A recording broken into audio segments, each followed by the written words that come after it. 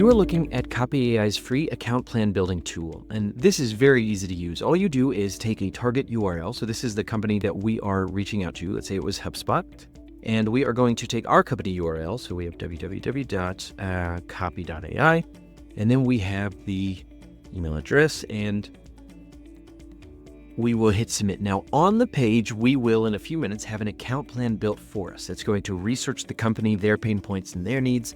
And then it's going to research our company and our value propositions that we can share or that we can use to inform our outreach strategy. This is a great way to understand not just the company account that you're targeting their pain points, but how your company can fill the gaps that they are looking to solve for.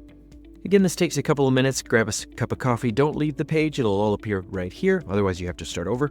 But in just a couple of minutes, we'll have an account plan generated for us. And just like that, we have an account plan for our targeted accounts that includes what the company does, their industry trends, the priorities from the company.